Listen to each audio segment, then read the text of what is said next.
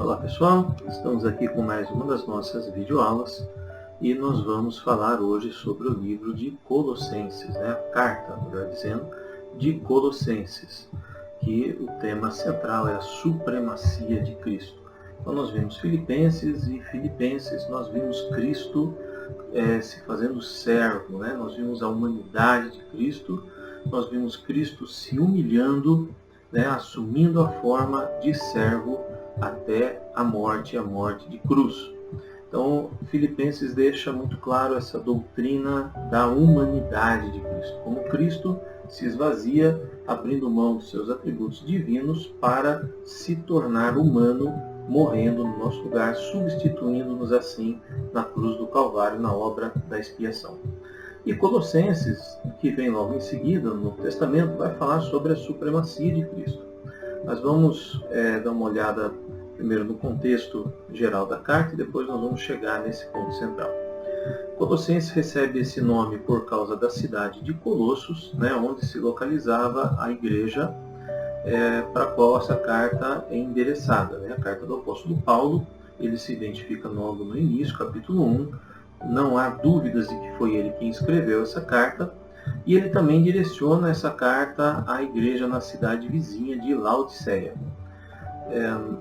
Colossos é uma cidade que fica na província da Frígia, uma província romana na Ásia, onde hoje seria a atual Turquia, e ela fica aproximadamente 160 quilômetros a leste de Éfeso, na região ali das 7 igrejas do Apocalipse, as 7 igrejas que estão endereçadas, cartas do próprio Senhor Jesus Cristo, através do apóstolo João, ali em Apocalipse.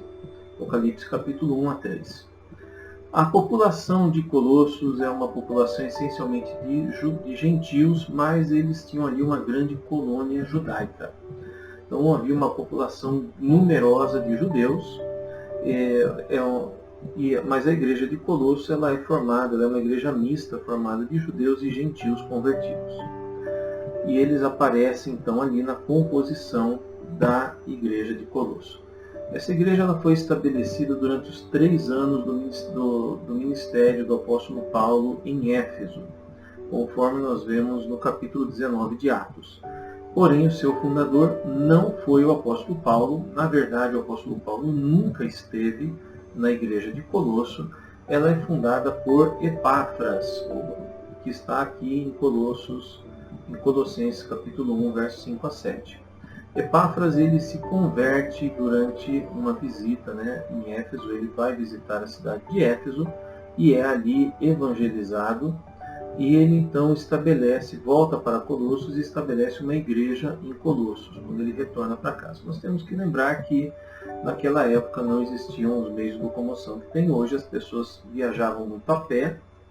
Então uma cidade relativamente próxima uma da outra, como Colosso e Éfeso, naquela época não era tão próxima. Para vencer essa distância de 100 e poucos quilômetros, esse pessoal a pé levava dias de caminhada, caminhando apenas durante o dia, em determinados períodos, e fazendo paradas pelo caminho e tal. Eles levavam um tempo razoável para se locomover.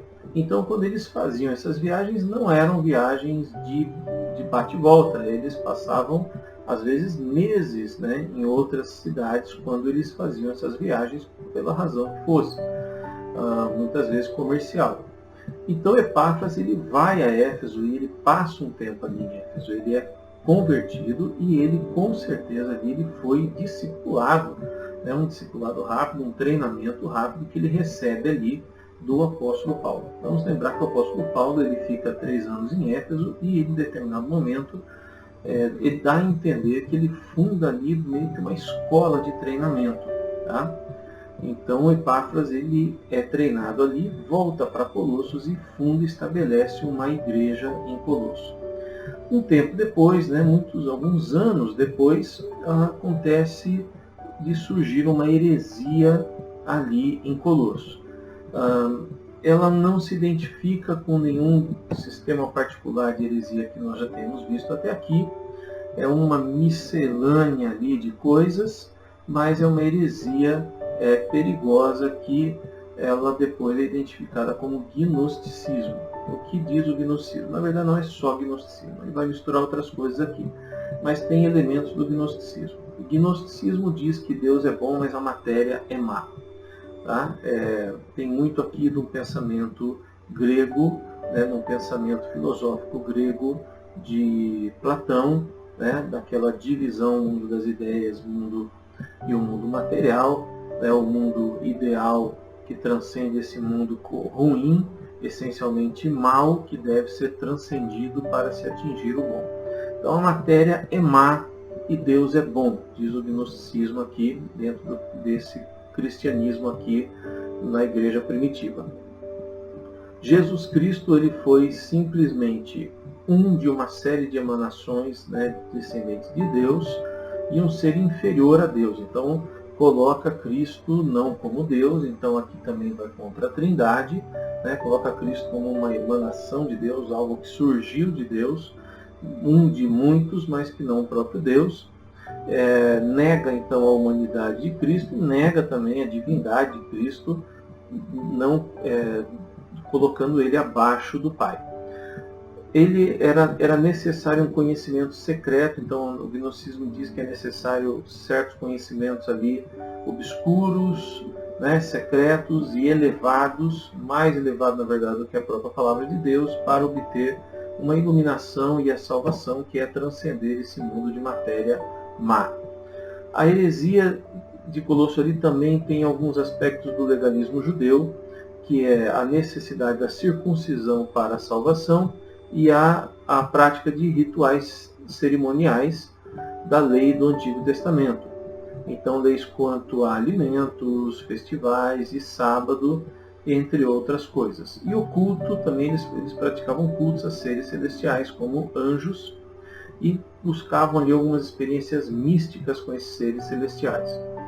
Epáfras, diante dessa bagunça ali de heresias e de ideias ali totalmente fora da palavra de Deus, um monte de mentiras, dessa confusão toda, ele se preocupa tanto a ponto de fazer uma viagem a Roma. Então ele parte de Colosso para Roma e vai procurar o apóstolo Paulo, que está preso em Roma. Tá? Nós vemos isso no capítulo 4, verso 12 a 13. E ali, então, ele se aconselha com o apóstolo Paulo e passa para o apóstolo Paulo toda essa situação da igreja de Colosso. Então, essa carta de Colossenses foi escrita na prisão em Roma, conforme ali Atos 28, 16 a 31. E ela é conhecida, então, como parte das epístolas da prisão, junto com Efésios, Filipenses e Filemão. E o apóstolo Paulo compõe, então, essa carta para advertir os cristãos de Colosso a respeito dessa perigosíssima heresia que estava surgindo ali. Ele envia essa carta junto com Tíquico, né? Então ele envia um dos seus discípulos de confiança, mais maduros, mais experientes que Epáfras, para ir junto ali a Colosso. Ele também manda Onésimo, né, que é o escravo fugitivo de Filemão, de volta para o seu dono, que também é membro da igreja de Colosso. Então ele meio que ali, né, resolve várias questões de uma vez só, enviando a carta, enviando Tíquico, enviando Onésimo junto. Epáfras fica em Roma, tá, conforme Filemão 23, e para ali provavelmente receber algum treinamento adicional de Paulo para continuar conduzindo a igreja. Nós vamos ver aqui um mapa com um destaque ali da localização da igreja de Colossos, na Frígia. E os principais, então, personagens que vão aparecer aqui nessa carta é o próprio apóstolo Paulo, Timóteo, né, ele é citado ali também no verso 1, Tíquico, que é, então, discípulo de confiança, maduro, né, que é enviado a Colosso para levar as cartas com notícias de Paulo e também, com certeza, para intervir ali nessa questão toda aí dessas heresias e dos hereges que estavam ali causando esse problema. Onésimo, né, que é o escravo ali fugitivo de Filemão. Aristarco, que é um macedônio da cidade de Tessalônica, que acompanha Paulo na sua terceira viagem. Paulo fala dele no capítulo 4. Marcos, né, o primo de Barnabé, João Marcos, que também acompanha Paulo, é citado ali também no capítulo 4, e Epáfras, que é o fundador da igreja, que é citado várias vezes na carta e que permanece ali com Paulo para provavelmente algum treinamento posterior. Colossenses, ela tem então vários ensinamentos a respeito de diversas áreas essenciais da teologia cristã para combater aquelas heresias. Então Paulo ele vai falar sobre a divindade de Cristo, porque uma das heresias é justamente retirar essa divindade de Cristo. Tira então Cristo da sua posição na Trindade, igual ao Pai e ao Espírito Santo, e coloca Cristo como uma simples emanação de Deus. Vai falar sobre a divindade de Cristo no capítulo 1, verso 15 a 20, capítulo 2, verso 2 a 10. Vai falar sobre a reconciliação, o ministério da reconciliação, através de Cristo nos reconciliando com Deus. Capítulo 1, a redenção, vai falar sobre a obra da redentora de Cristo, Cristo Redentor, capítulo 1, 2, capítulo 3, várias vezes reforça bastante esse ponto, que é crucial. Vai falar sobre a eleição e sobre o perdão, no capítulo 3, e a natureza da igreja. Capítulo 1, verso 18 até o 25, 2, 19, 3, 11 e 15.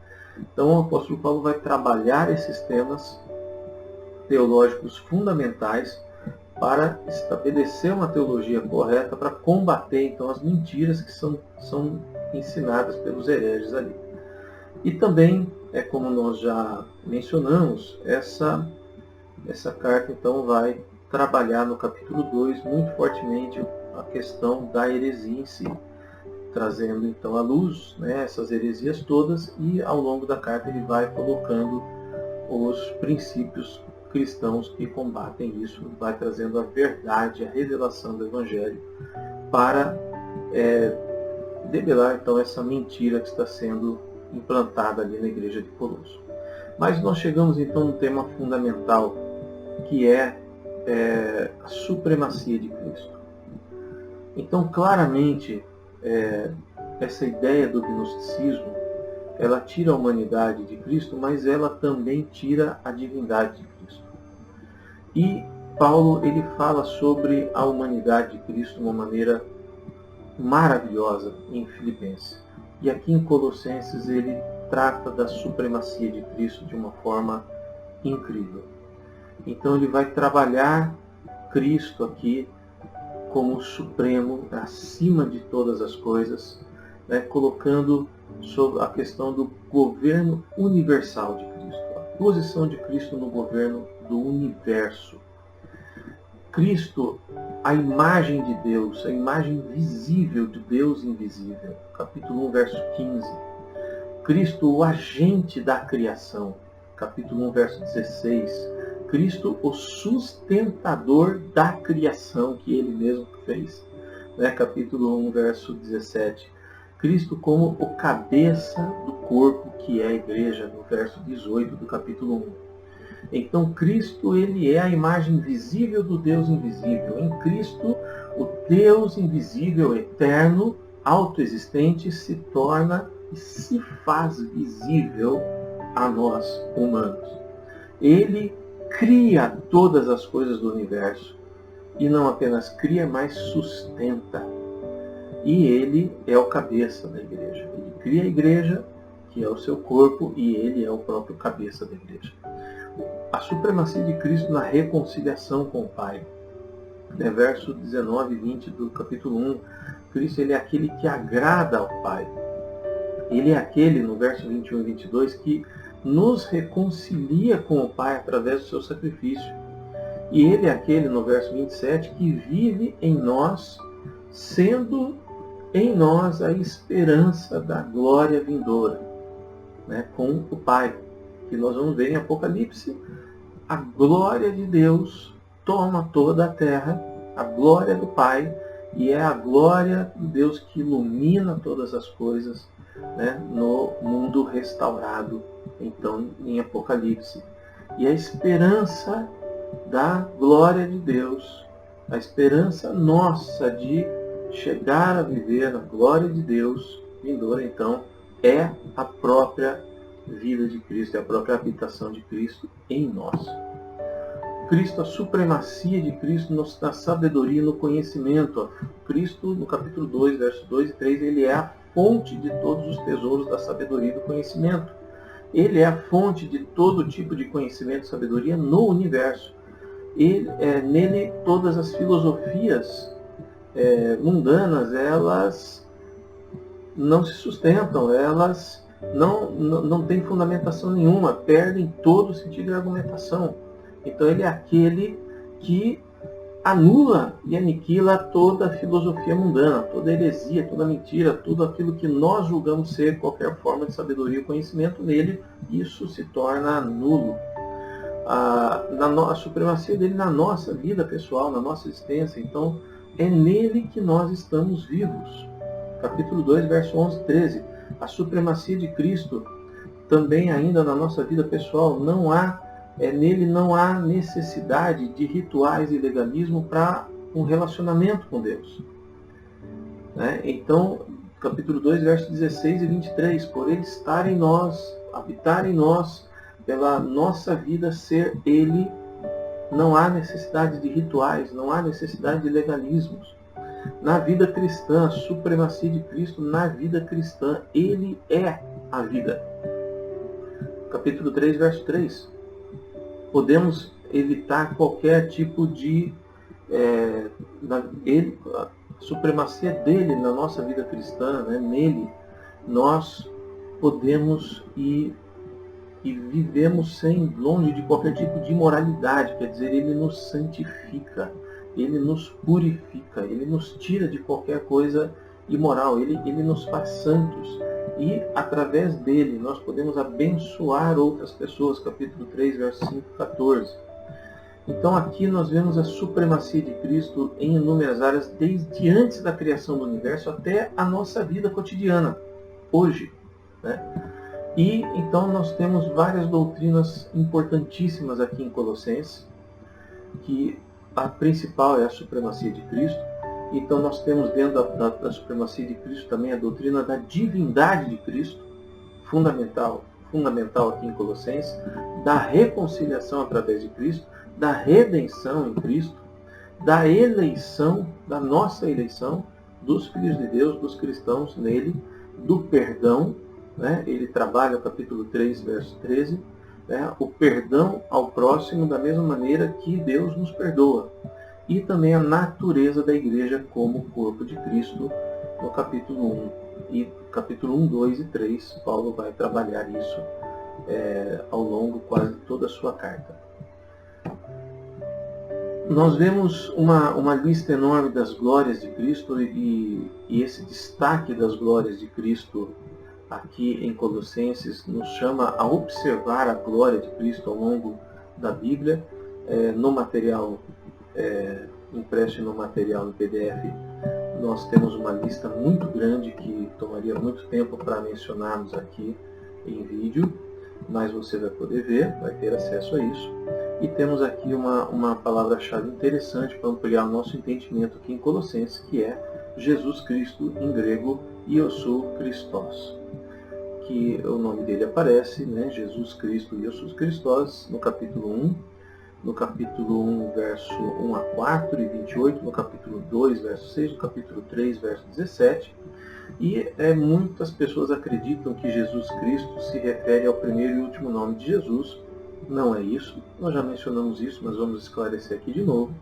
Jesus é o nome humano de Cristo, que foi dado por Deus, pelo Pai através do anjo, e significa, em hebraico, literalmente, o Senhor salva. É um nome que carrega a identidade de Salvador de Cristo. O título, isso aparece em Mateus 1:21. O título Cristo, ele descreve a posição de Cristo, que é o ungido. Então Cristo é como o Messias em hebraico. Em hebraico, Messias significa ungido. Em grego, ungido que é Cristo. Então Cristo é o ungido. Ele serve como o perfeito. Esse nome dele coloca nele o sentido da perfeição dele como rei, como profeta, como sumo sacerdote da humanidade.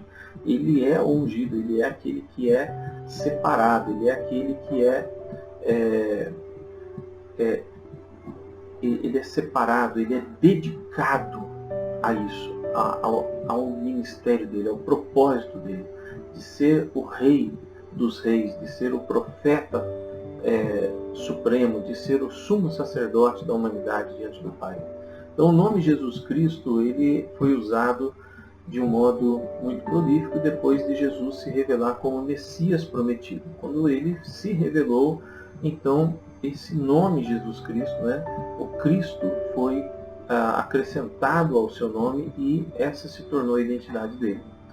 Paulo indica a supremacia de Jesus Cristo ao usar esse nome, Jesus Cristo, combinado no início da sua carta ao Colossenses, e onde ele começa então declarando que Jesus, o Cristo, ele é o sustentador de toda a criação, ele é o que trouxe à existência toda a criação e tudo aquilo que nós já vimos anteriormente. Uma outra palavra importante aqui é primogênito, prototokos, que aparece no capítulo 1, verso 15 e 18, que significa literalmente primeiro no tempo, ou primeiro em lugar. Esse é o sentido literal dessa palavra no grego. Nesse contexto, prototokos deve ser traduzido por supremo ou em primeiro lugar.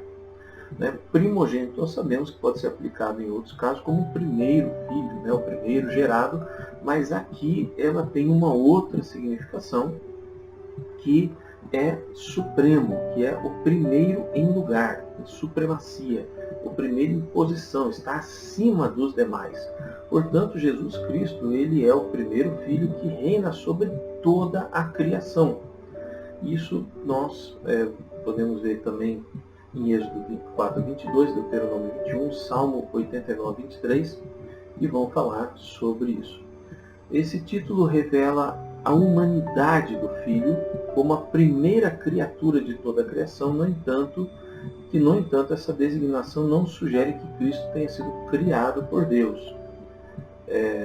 Até porque depois o próprio texto vai dizer que não.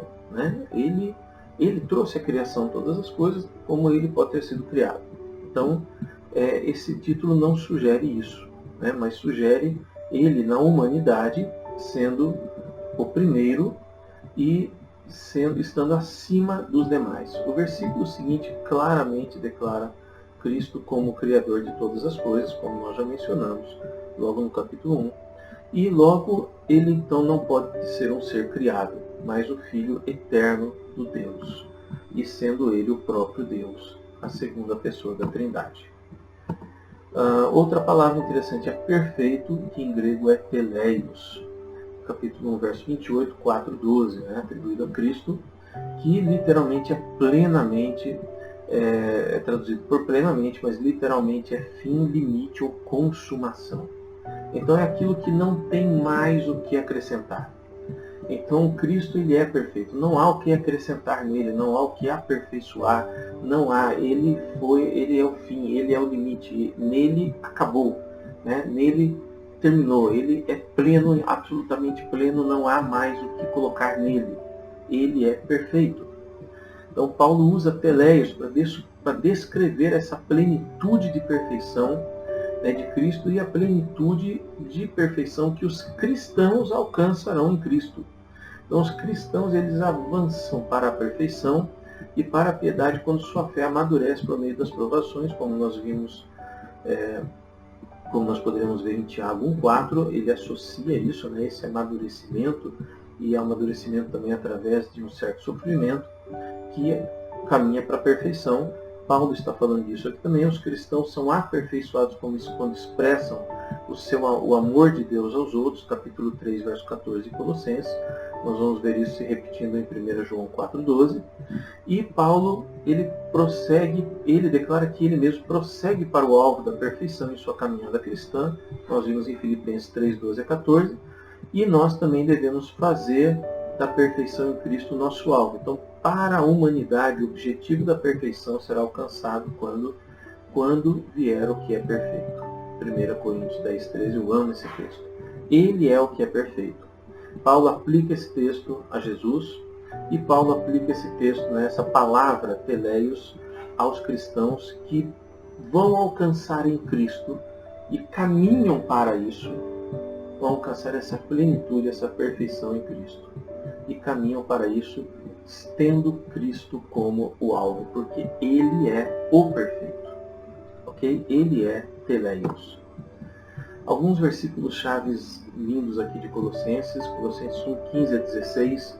Ele é a imagem do Deus invisível, o primogênito de toda a criação, pois nele foram criadas todas as coisas nos céus e na terra, as visíveis e as invisíveis, sejam tronos ou soberanias, poderes ou autoridades. Todas as coisas foram criadas por ele e para ele. Colossenses 1, 15 e 16. Quando vocês estavam mortos em pecados e na incircuncisão da sua carne, Deus os vivificou juntamente com Cristo. Ele nos perdoou todas as transgressões e cancelou a escrita de dívida que consistia em ordenanças e que nos era contrária. Ele a removeu, pregando-as na cruz. Glória a Deus. Colossenses 2, 13 e 14. Então, nós vemos aqui dois textos fortes, dois textos incríveis aqui, lindíssimos de Colossenses, de Cristo, a imagem do Deus invisível, e Cristo cancelando tudo que era contra nós, pregando na cruz do Calvário. Cristo, então, em Colossenses, nós já falamos bastante, mas ele é o supremo, ele é a perfeição, né? Ele é a plenitude de todas as coisas, e o nosso alvo em busca da perfeição é o próprio Cristo. Ok? Então nós ficamos aqui com Colossenses, queridos. Até a nossa próxima aula. Deus abençoe. Fiquem na paz.